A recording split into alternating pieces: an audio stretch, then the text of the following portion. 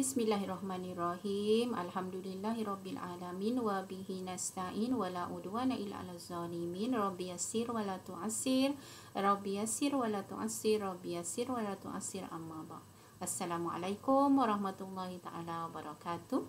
Jumpa lagi Ustazah Linda, unit 2 jenis akad dalam muamalah Islam, pendidikan Islam tingkatan 4 insya-Allah.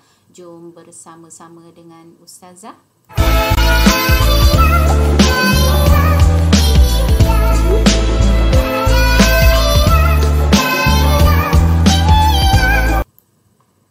InsyaAllah Ustazah akan menerangkan tentang unit 2 jenis akad dalam muamalat Islam. Okay, standard kandungan 4.23.6 jenis akad dalam muamalat Islam, pengertian, contoh jenis akad. Okay, jenis akad terbahagi kepada 5. Yang pertama pertukaran, yang kedua kebajikan, yang ketiga perkongsian, yang keempat jaminan dan yang kelima ejen. Okay, di bawah jenis akad pertukaran ada 2 iaitu jual beli dan sewaan. Manakala dari segi ataupun dari jenis akad kebajikan adalah hibah, qardu, wakaf, wadiah. Perkongsian ialah musyarakah, mudharabah. Jaminan kafalah, rahnu. Ejen adalah wakalah. Okey, kita lihat jenis akad pertukaran. Pertukaran tadi ada 2, jual beli dan sewaan. Apa yang dimaksudkan dengan jual beli? Jual beli ialah satu akad pertukaran barang dengan barang dengan persetujuan penjual dan juga pembeli. Dalam urusan akad ini dia mesti ada 2 individu, okey, 2 pihak. Okay, dalam jual beli sudah pasti penjual dan pembeli.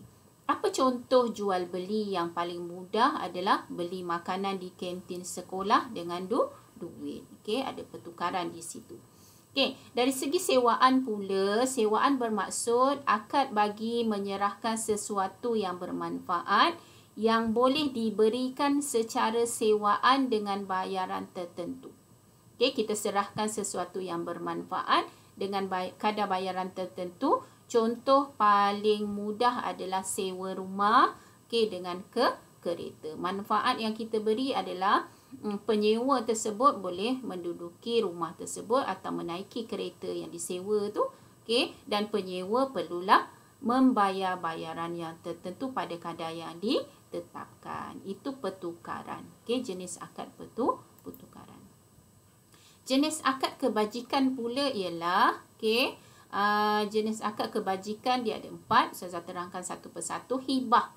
Hibah maksudnya memberikan sesuatu secara percuma kepada orang lain ketika mana pemberi tersebut masih hidup. Okay, dia dah siap-siap berikan, contohnya memberikan sebuah rumah kepada anaknya. Okay, ketika itu pemberi tersebut masih hidup. Qardu, hutang. Okay, memberikan hutang wang kepada orang lain tanpa imbuhan dan perlu membayar jumlah yang sama. Okay, contohnya, okay, Ahmad memberikan pinjaman wang RM1,000. Okay, kepada Abu. Contohnya, okay, pinjaman tersebut, okay, hutang tersebut perlu dibayar semula oleh Abu kepada Ahmad dalam kadar yang diberilah. Okay, kalau RM1,000, maka Abu kena pulangkan RM1,000 tanpa ada imbuhan dan sebagainya. Okay, itu qardu. Okay, di bawah akad kebajikan pula lagi ialah wakaf. Mewakafkan harta yang diambil manfaatnya serta kekal fizikal untuk kegunaan yang baik serta bertujuan mendapat keredaan Allah. Okay, wakaf ni maksudnya kita wakafkan sesuatu harta yang mana daripada harta tersebut boleh diambil manfaatnya.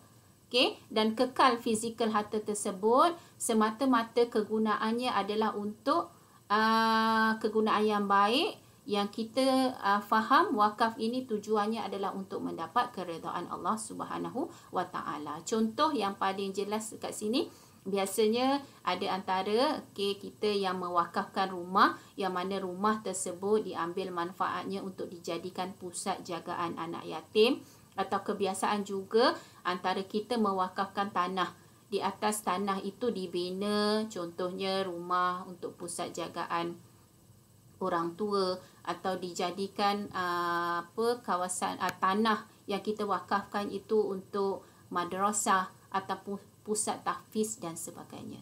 Okey, wadiah.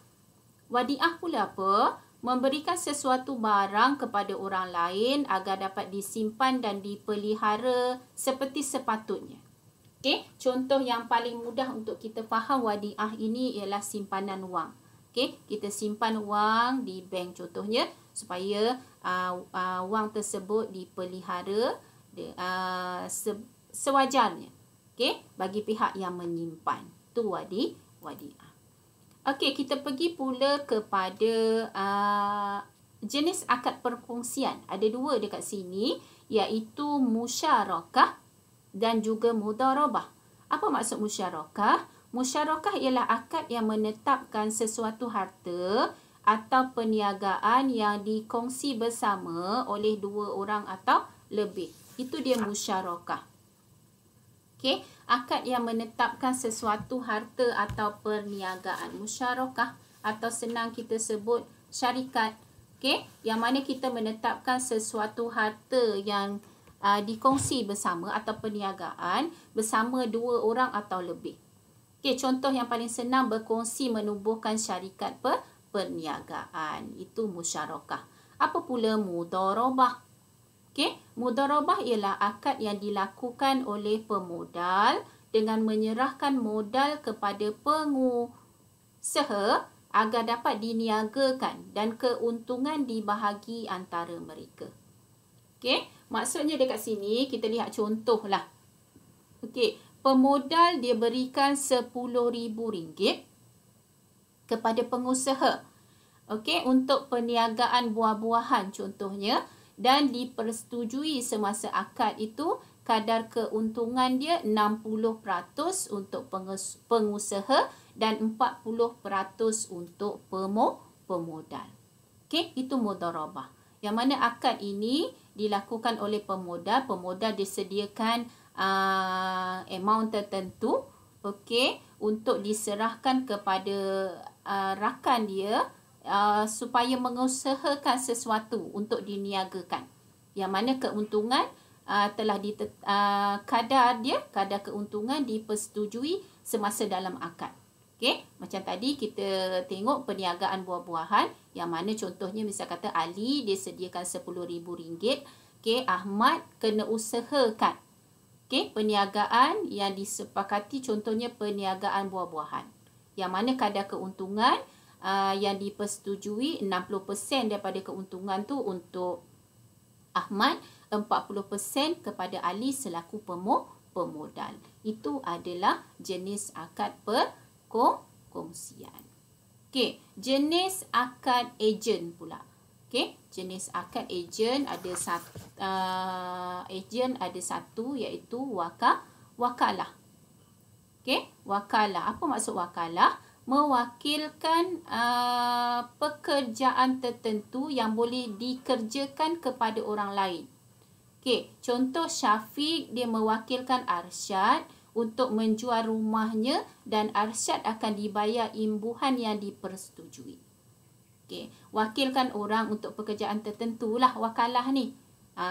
Diberi contoh dekat sini. Okey, Syafiq dia nak menjual rumah.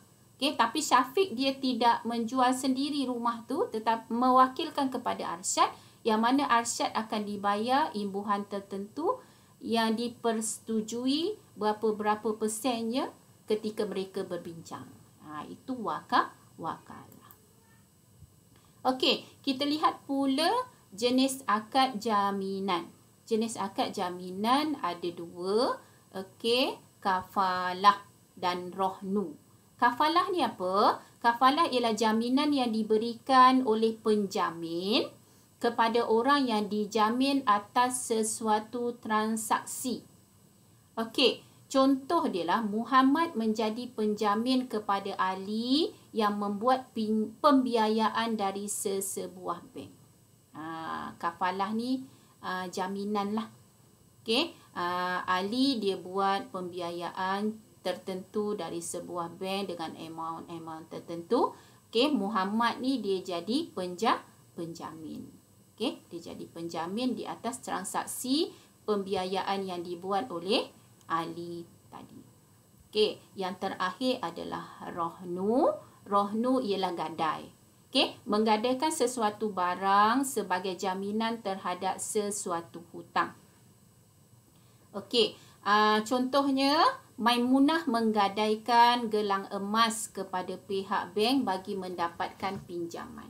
Okey, Maimunah dia memerlukan amount tertentu, okey, duit yang tertentu yang mana dia gadaikan, okey, gelang emas dia kepada pihak bank, okey, untuk mendapatkan pinjaman. Okey, demikian Ustazah terangkan berkaitan dengan beberapa jenis akad yang ada dalam agama Islam kita. Mudah-mudahan anak-anak semua faham, okey, faham dan dapat mengambil manfaat daripada apa yang Ustazah terangkan ini. Yang baik itu datang daripada Allah Subhanahu Wa Taala. Kekurangan itu daripada kelemahan diri Ustazah sendiri. Aku qauli hadza wa astaghfirullah li wa lakum. Assalamualaikum warahmatullahi wabarakatuh.